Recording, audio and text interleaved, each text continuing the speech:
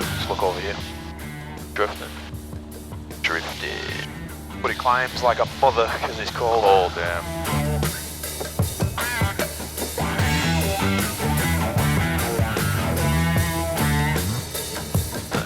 Alright, high far. Alright man, cool. So instrument work, I know we did a little bit the other night, but you just got to keep those eyes moving around the instruments, just looking at one, going out to another, going back to it. Basically that's your hub. And then you're going out. Hub and spoke method is what we call it. They're going out, going back, going out, going back. And then of course when we add in the ILS, add this into the scan, so it's always keeping those eyes moving. Really not hard to transition from the Piper into this thing, to be honest. Once you learn where the things are. Yeah, right, exactly. That's the only thing. It's just kind of learning a new kind of flow. Yeah. But yeah, it's pretty straightforward. The handling characteristics are a little bit different, but you've taken it to it like a duck to water, which is why I'm dropping you as a student. Alright, let's climb 2,000 feet.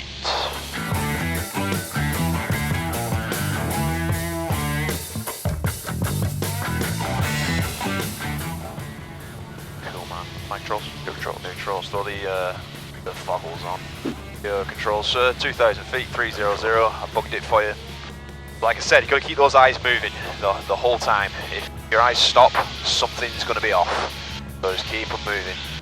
Like at the end of instrument flights, I always used to go home like tired because you're always working, you're always moving your eyes. Imagine taking a dip in that water now. Right, give me a left turn 240. It's nice and smooth today, so it's helping you out, cheater. Yep. Nice. Alright, give me a right turn to northbound, and I want you to climb to 2,500 feet while you do it. Clear right.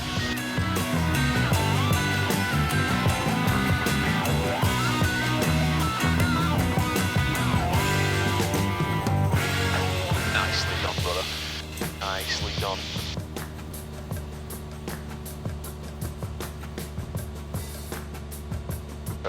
There you Extra go. 100. There you go, because that's that over focus on that heading. Yep. So the altitude went off a little bit. There you go. Cool.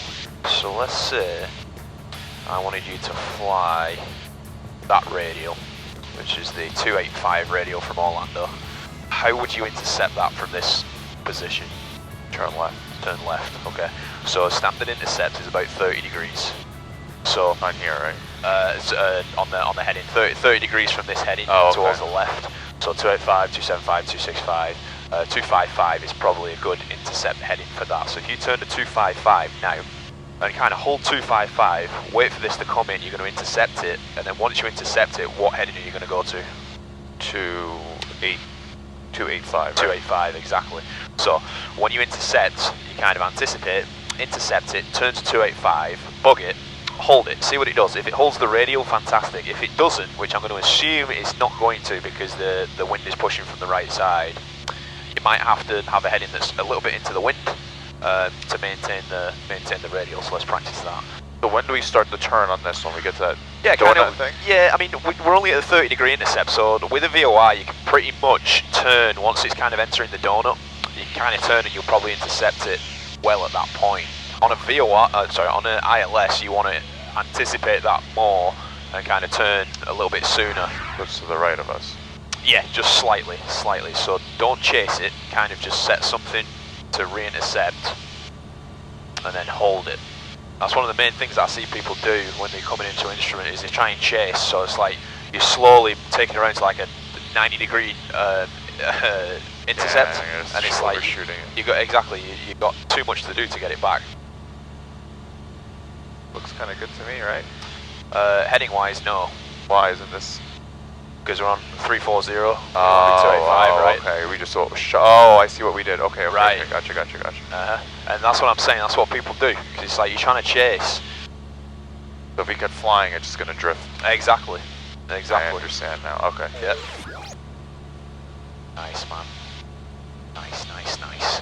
Alright, what we're going to do now is we're going to simulate that you got yourself into a cloud and you came out of the cloud in an unusual aircraft attitude. My controls, keep your eyes open for now. Your controls. The basic premise of this is you might be going down to the ground, wings banked, or you may be nose high, stalling, wings banked, and each situation has a different kind of recovery. If you're nose down and you're in a turn, what is the danger if you're in a turn, building speed, and you pull the nose up?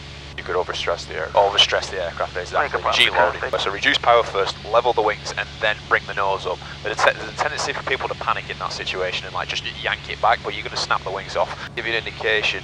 So we're like this, and we're starting that descent. You can see the airspeed increasing. Power back, wings level. Once the wings are level, kind of raise that nose. Let's say your nose high. What you want to do is power. In this situation, you're trying to stop the stall immediately. The only way you're going to do that, power, reduce the angle of attack, then get rid of the bank. Okay. So that's the differentiator between the two. So put your head down and close your eyes. I'm going to play with the plane a little bit. Lake Pop traffic, Cessna Sky 71 Bravo Golf, 2,500 feet, West Shore, Lake Pop, doing unusual attitude recoveries. Lake Pop traffic. I'm going to play with it a little bit, kind of get your body signals kind of feeling some stuff. Nothing too crazy. But you have no idea what the orientation of the plane is at the moment because your body's trying to feel it. That fluid in your ear is sloshing around. And then look at your instruments and recover this aeroplane. So it's nose low, power, wings. Such a smooth, beautiful recovery. Recover that situation. You came out of the cloud, you're like, oh shit, we're going down towards the ground. No issue, the plane's still flying, the wings are still attached. Perfect, man. My controls? Your controls. Head down, close your eyes. Like, what are you feeling? Your head's down and your eyes are closed and I'm maneuvering. What are you feeling? Can you sense how... Now you're pitching up. Left, okay. More left. Down, back up. Right. You lose it eventually though. Right. Yeah. Down, I guess. Up. Alright, man. Look up and recover this aeroplane. The nose down because it was nose high, the wings are level. The only thing we missed was in that situation go full power. Oh, okay. Because the nose is high, right? Oh, so you want to get the speed so you don't stall. Exactly, exactly. Just like a stall recovery. Yeah. That's what it is. So now you're level, you're back at 2500, perfect. Give me a heading of eastbound, please circle it right. On approach, Skyhawk 781 Bravo Golf request. Stand by. Okay. I think they're in a better mood today. Hopefully. Who had a request? Yeah, Skyhawk 781 Bravo Golf for Northwest Shore, Lake Popka at 2,500. Just want to practice ILS into Sanford and then a visual into Orlando Executive 4 Bravo Golf. Unable right now. Unbelievable. They ask you how you are, and you just have to say that you're fine when you're not really fine, but you just can't get into it because they would never understand. Alright, never mind. Alright, give me a... Charlie Mike, We'll adjust. The left turn, clear left. In fact, like a 290. 34325. Let me just work some things out here. Leesburg International Airport. Automated weather observation liner. We're going to do one into Leesburg. Density altitude alright, so let's do procedure, select approach. We're going to do RNAV 3. Let's do it from PONQ and actually do a heading of 230 to PONQ. Perfect. So what we're going to do is we're going to fly direct to PONQ on this, which is your initial approach fix down here. We're going to fly in towards Jockson. You can see where it makes a 310 into Jockson. Yep. And then 040 is the final approach course. What we can do to brief this, we're doing the RNAV runway 3 into Leesburg. 040 is the approach course, so you can switch that around to 040. Runway landing is 4,688 feet, touchdown zone elevation is 70, airport elevation is 76. We got the weather, we're going to get on with tower, which is 119.35. So we're going direct PONQ. From PONQ, it's 2,000 feet, so on a heading of 310 into Jockson.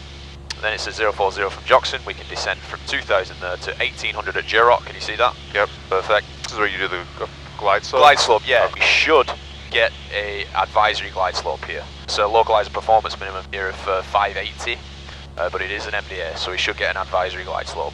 What I want you to do is I want you to, well, we can just go activate approach again. So the heading that he wants us to fly to PONQ is 223. Leesburg Tower, Skyhawk 781 Bravo Golf. 781 Bravo Golf, Leesburg. Leesburg Tower, 781 Bravo Golf, just north of Lake Popka at the moment. VFR on our own going over to PONQ. Any chance you can accommodate the RNAV approach to 3 for a touch and go?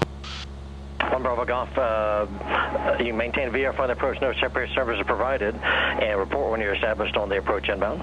Alright, Roger, thanks. We'll report established for 1 Bravo Golf. So this acts like your VOR. So we're a little bit right of course, so just correct a little bit left, take us into that. We're going direct into PONQ at the moment. Literally, whenever I fly with you, approach doesn't want to give us anything. Yeah, I know. Same guy though. Same guy, yeah. He just has complete discretion over it. Yeah. Wow. Because we're not IFR, so he technically doesn't have to give it to us, so he's well within his rights. But the reason that we can do this VFR without talking to him is because obviously it's VFR, so he told us no separation service is provided. We can do it in here because we're not encroaching on any airspace here. Right, it's way further than from Orlando absolutely, Bravo, right, exactly. So whatever altitude we're going to be is not going to encroach on anything, so we can do it completely on our own. But I kind of wanted to take you in Class Charlie. Yeah, that was the first one, yeah. No? Now, did you hear, in a Class Charlie, the distinguishing factor is they need to say your call sign for you to be able to go in. Right. The first woman, she said standby, she didn't say the 781 Bravo Golf standby. The other guy said aircraft calling. Exactly, than, yeah. right. 781 Bravo Golf request. Standby. I just wanted to practice ILS into Sanford. Unable right now. Unbelievable. Negative what? I'm inside. You were not given a clearance through. I've been talking to you the whole time. So they purposely didn't say that because now we're not cleared to go into any sort of their airspace. You can see we're coming up to PONQ, you can see we're coming up to it here. So this is going to tell you when to turn. It's going to come up with a little timer. The right turn of 3, 3. Oh, okay. And then I see the little other magenta line. There you go. Well, it's 310 on the approach, so we can turn to 310. Just steepen that turn a little bit. There you go. That's standard radar right there. There you go. Get that 2,000 feet. You don't want to go below the altitude because these altitudes are set for obstacle clearance. Okay. So kind of keep, if anything, just keep it overshoot it. Right? Yeah, kind of keep it above it. So just correct that. And okay, also established inbound to Jackson. And at this point, we're way out on the approach, but at this point I'd be starting going through the pre-landing checklist. Oh, are you going to run checklists while doing this? Exactly. That's why I say get it out of the way early. Yeah. Because when you're on the approach, it really throws you off. So, once we come towards the final approach fix, which is Jurot at 1800, when you're about half a mile away on an RNAV approach, or 1 dot above on the glide slope, you pull the power back, 1 notch of flaps, and kind of maintain altitude until you hit the final approach fix, and then you start the descent. Please retire lights 4615, tango off of midfield, right downwind 3. I know that guy. Chris. And then this heading is 040? Exactly, that's the inbound course.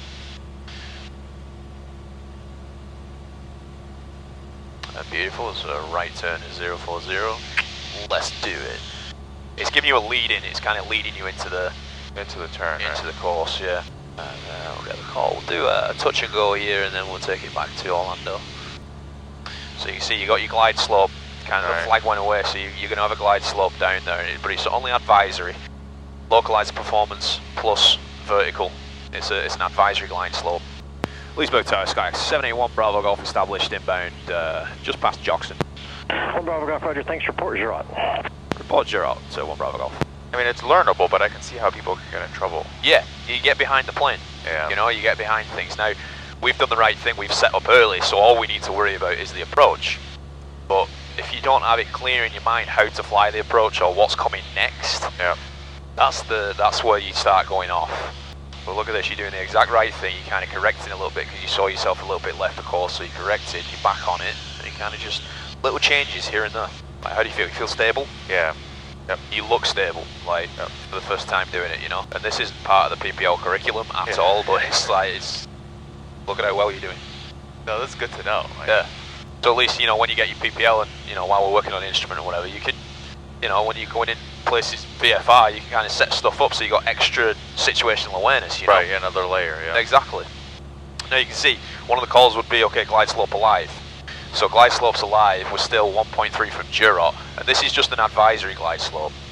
But what we can do is when it's 1 dot above, like now, pull the power back a little bit, about 19. You're below the 110, so you can put 1 notch of flaps in. And what we're going to do, we're going to follow the glide slope down, and that's going to take us, once we're on the glide slope, to 1800 at Jurot, which is where we want it to be. So there's the glide slope, kind of start that, get that nose down, and just maintain the glide slope. So now you've got an extra thing to add into the scan. Yeah. You know, just kind of maintain drift that. into the Drifting, exactly. So get us back on and give us more of a descent rate, because that's not enough of a descent rate. 1 Bravo Golf is Giro. 71 Bravo Golf, roger. There you go, yeah, that nose down. Kind of give yourself some trim, help yourself out. So you can see we're going way off, so get us back over 2040. Bring that nose up a little bit, I'll help you out, yeah. 1 Bravo Golf, you want to do a full stop or touch and go? I'll be touch and go for 1 Bravo Golf. 1 Bravo Golf, roger, runway 3, cleared for the option, and then what's the request? Clear for the option 3, and then it's departure southeast towards exec for 1 Bravo Golf. 1 Bravo, roger, after the option, proceed on course. On course after the option, thanks, 1 Bravo Golf. There you go, so now we're way below the glide slope, so you kind of just pull that nose up.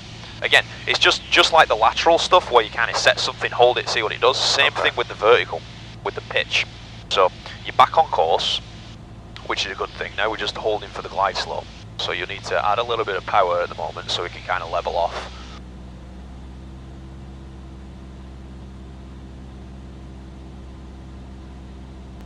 There you go. And hold that nose level until that glide slope comes back in.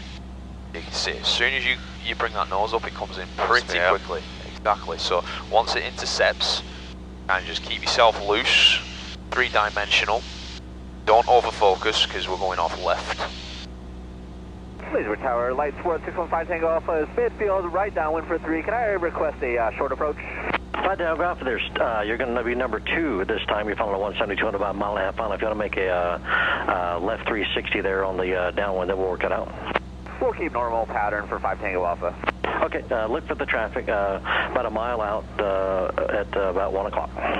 There you go, and the minimum is 580, so we're about 600, so you can go visual now. Good for the option. Oh wow, and there's the runway. Number 2. Touch and go, right? Touch and go. And then it's just the normal approach from this point. Yeah. But you see how it goes off because there's one little extra thing into the scan, kind of throws things off. The descent for sure. Right. Yep. Yep. There you go. All of them. Jump them. Perfect.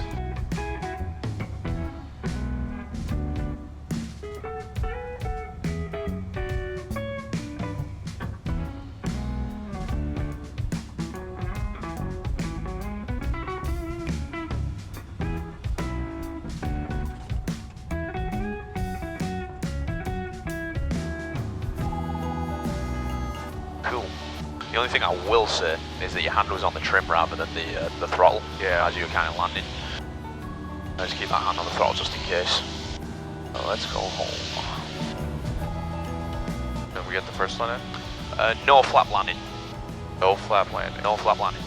So it's going to be a struggle to get that speed down. It's going to be basically power quite the way back, and it's going to be a lot of nose. You see that speed is really high, so get that power all the way back, kind of just get that nose up, let it bleed off.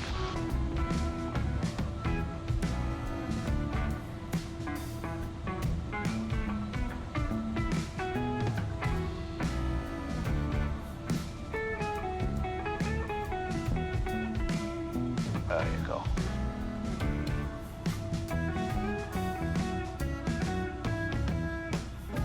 Beautifully done.